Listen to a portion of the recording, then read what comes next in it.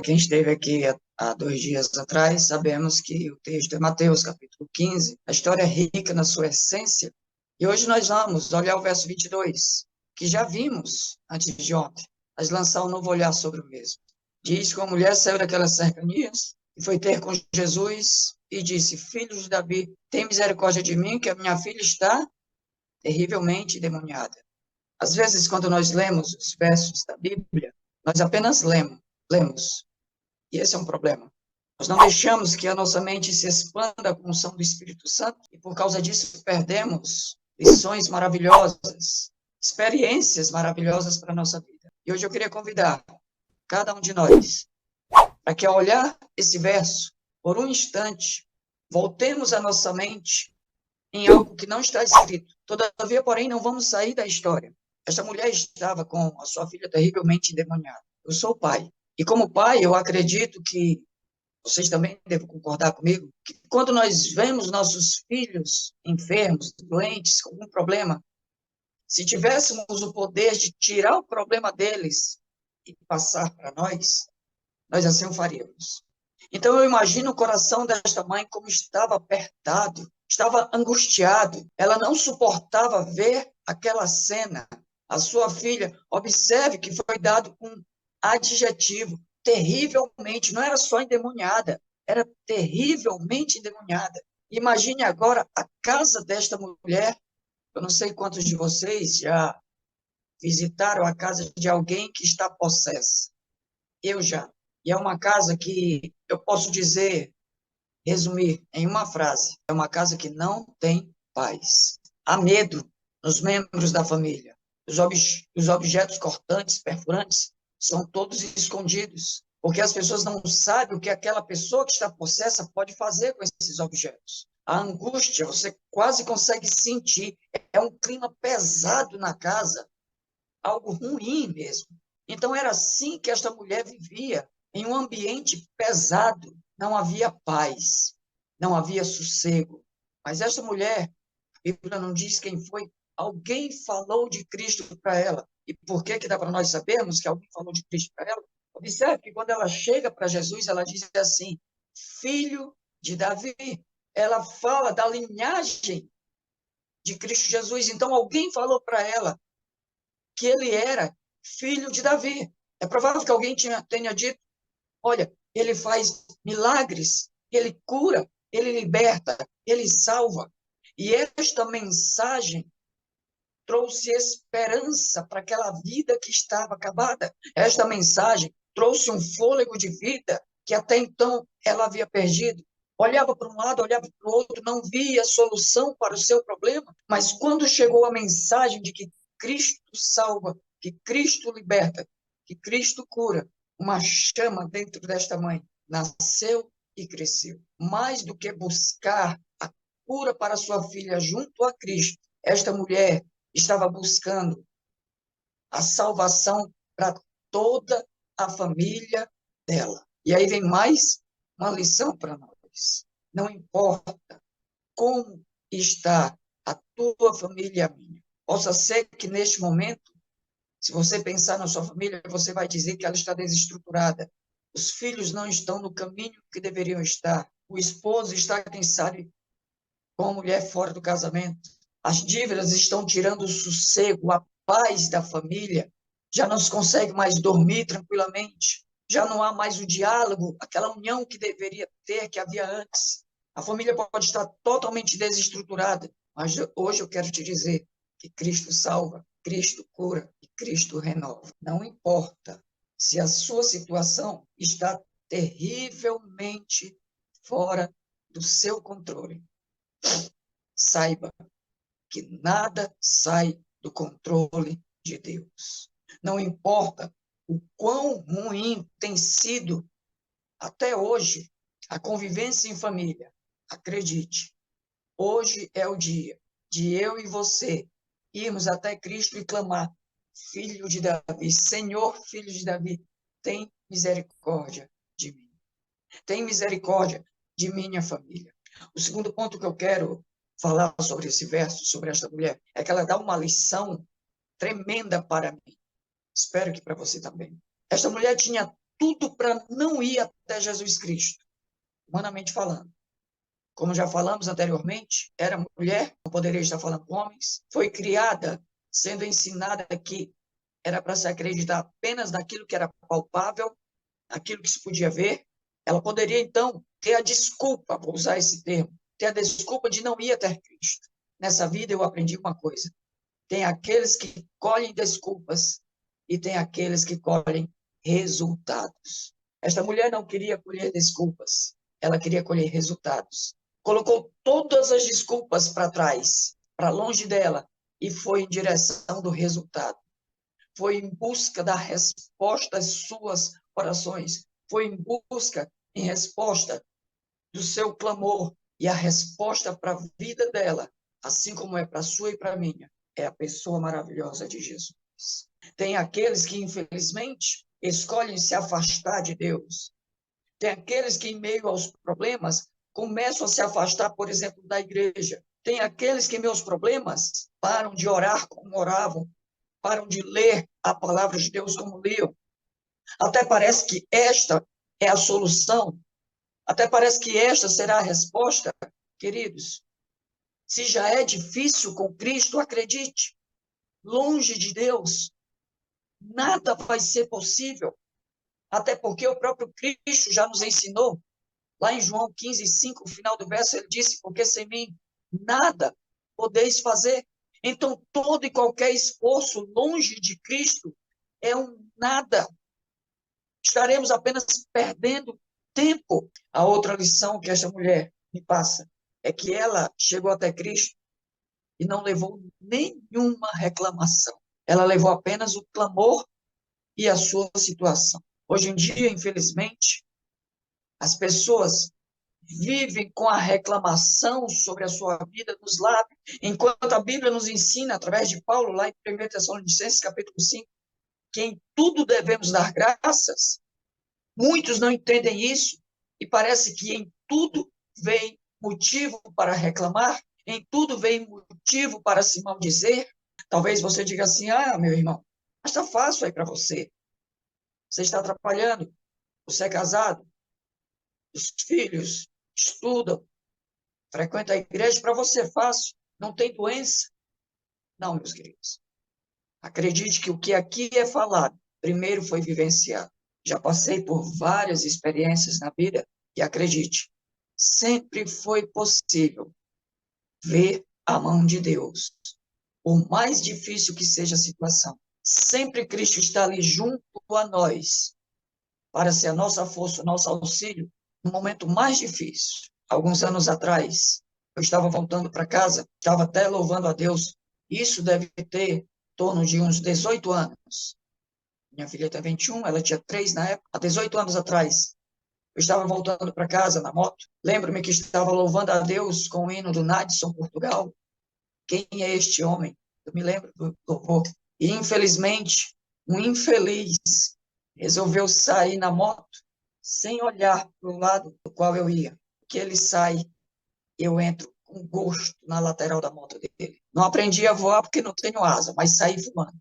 A moto ficou empenada, eu caí, machuquei pulso, rasguei aqui meu braço. Eu não tenho cicatriz para mostrar porque a minha pele é ótima de cicatrização. É milagre de Deus. E assim que caí e parei de me arrastar no chão, me levantei. Eu tinha duas opções. Eu poderia reclamar ou poderia agradecer. Poderia ficar zangado, porque tinha sofrido acidente, estava machucado, mas poderia ficar feliz, porque estava vivo e pude me levantar. E glória a Deus, porque eu pude me levantar sorrindo, feliz. Eu digo, graças a Deus, a moto quebrou, mas eu estou inteiro. A moto está no chão, mas eu estou de pé.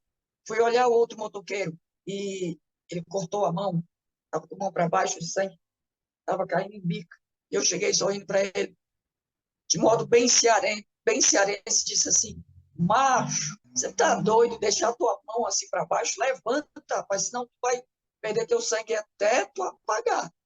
E sorriso no rosto. Vocês estão entendendo, queridos? Não importa a situação que a gente passe, a gente sempre pode pensar em Deus. E foi o que essa mulher fez. dando-nos a lição de que não adianta reclamar. Eu costumo dizer que quem perde tempo reclamando acaba perdendo tempo para agir. Essa mulher deu-nos uma outra lição que foi sobre a fé. E aí é a parte que eu queria que nós ficássemos atentos. A fé é uma coisa impressionante. Eu amo falar sobre fé. Sai do coração, porque é uma coisa que eu aprendi a viver. E se eu fosse resumir a palavra fé em uma outra palavra, eu diria que é ação. Algumas pessoas pensam que, porque tenho fé, vou ficar só em oração a Deus pedindo as coisas. Meu querido, há tempo para tudo. Há tempo para orar? Mas há tempo para agir. E talvez você esteja no momento de, entre aspas, parar de orar. É claro, a Bíblia nos ensina a orar e sem cessar. Mas quando eu digo parar de orar, é porque chegou o momento de agir. Vai atrás. Está desempregado? Vai ficar só pedindo oração para os irmãos. Ore por mim, porque eu estou desempregado.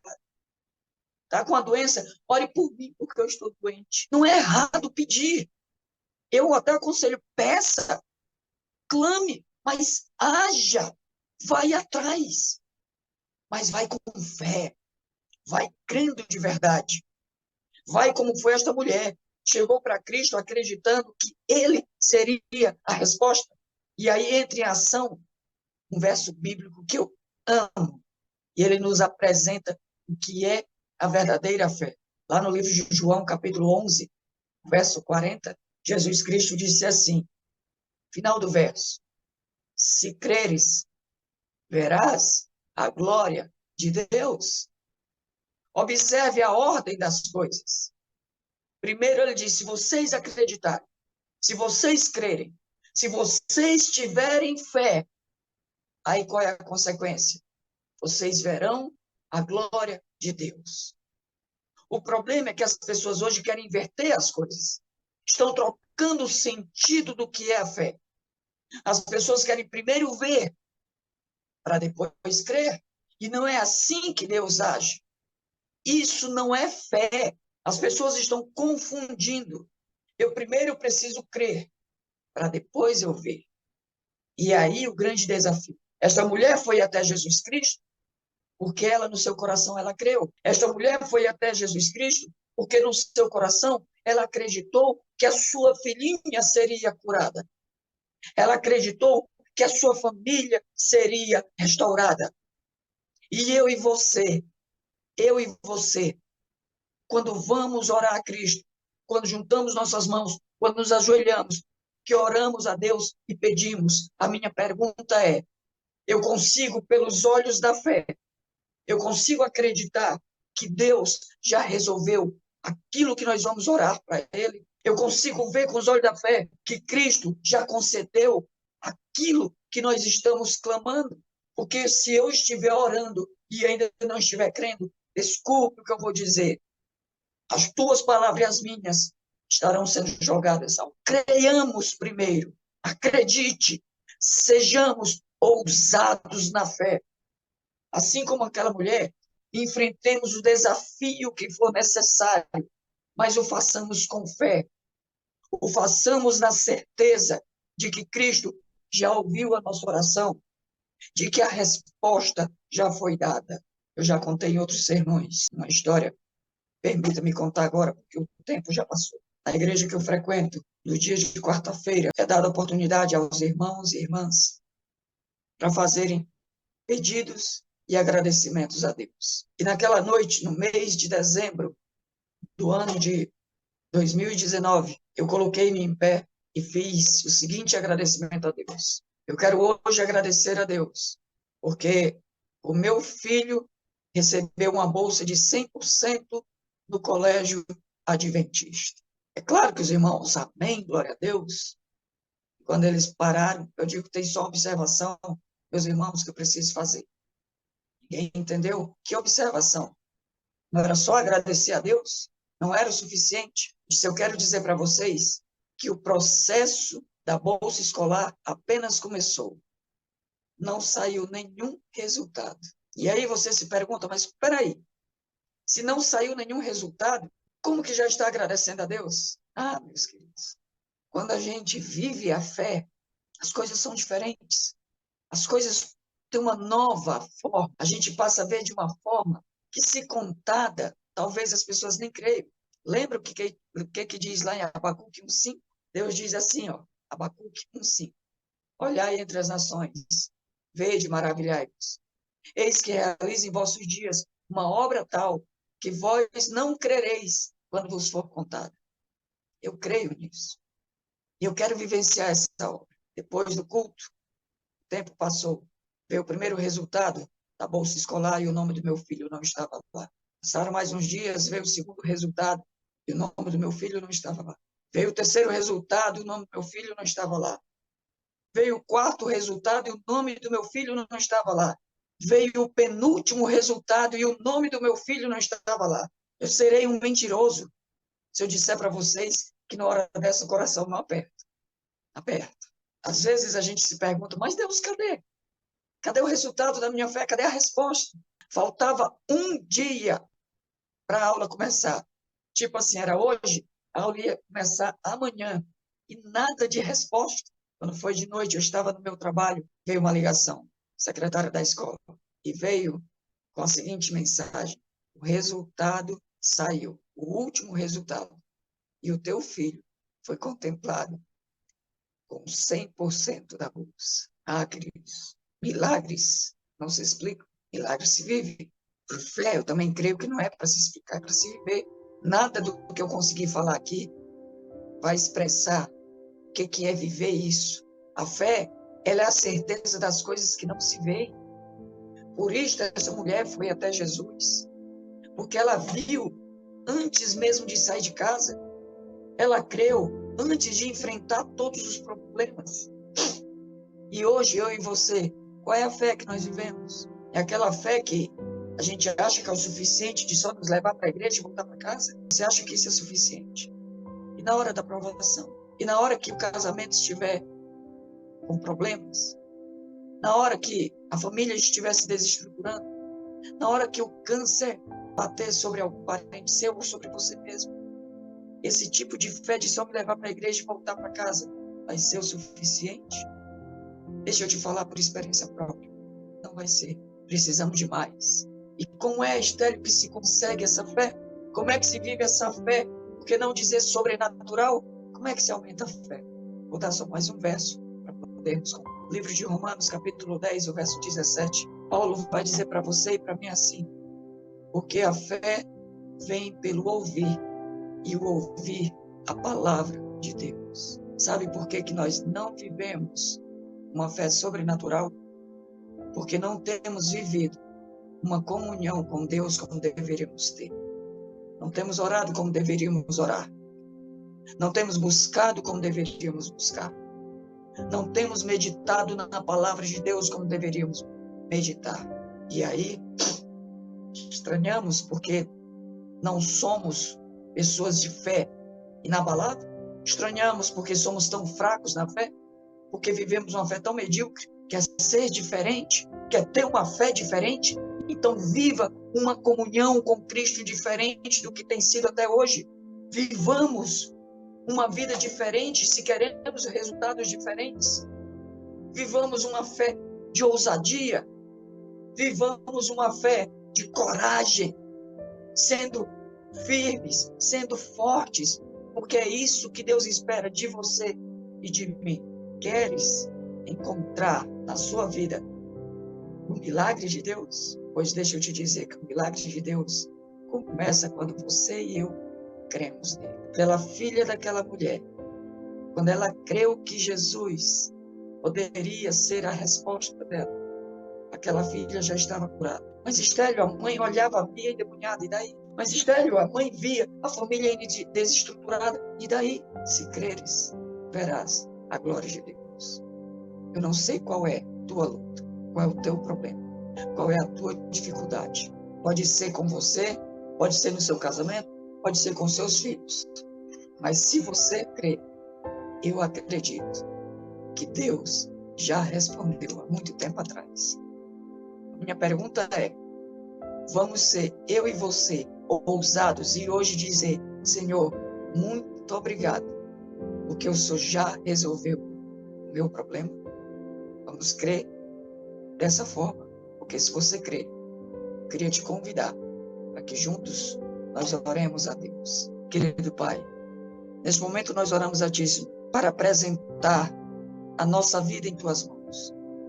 Apresentar a vida, Senhor Deus, bem como a família de cada pessoa que está assistindo este culto. Por cada pessoa que vai assistir este culto através das redes sociais. Ajuda-nos, Pai, a vivermos essa fé extraordinária. Ajuda-nos a vivermos essa fé sobrenatural. Ajuda-nos, Pai, a crermos para que nós possamos ver em nossa vida a Tua glória. Mas crermos antes mesmo de receber, Pai. Que tenhamos essa visão de longo alcance que a fé nos proporciona. Que venhamos a crer, Pai. Que possamos ver o invisível, tocar naquilo que ninguém pode tocar, alcançar o que é inalcançável para nós, mas que mediante a fé, sabemos, Pai, que tudo é possível àquele que crê. Então visita, Pai, a esta família, restaura, Pai, este casamento, esse câncer, Pai, essas células malignas, que elas sejam repreendidas em nome de Jesus. Que essa virose, Pai, que essa Covid que esse vírus seja agora derrubado, porque não há nada maior, nem mais forte que o Teu poder, do que a ação do Teu Espírito na vida dessa pessoa. Então, que Teu Espírito Santo, Pai, que é o próprio poder Teu, seja derramado de forma sem medidas sobre cada um de nós. E assim sendo, Pai, que aquilo que nós tanto precisamos, que desde já nós queremos dizer, nós cremos que já conseguimos, porque estamos olhando com os olhos da fé. Seja conosco, nos perdoe nossas falhas, ajuda-nos em nossa fraqueza, ajuda-nos em nossa falta de fé. Seja a nossa força, é o que oramos, em nome e por amor de Jesus. E se você crê, diga amém, amém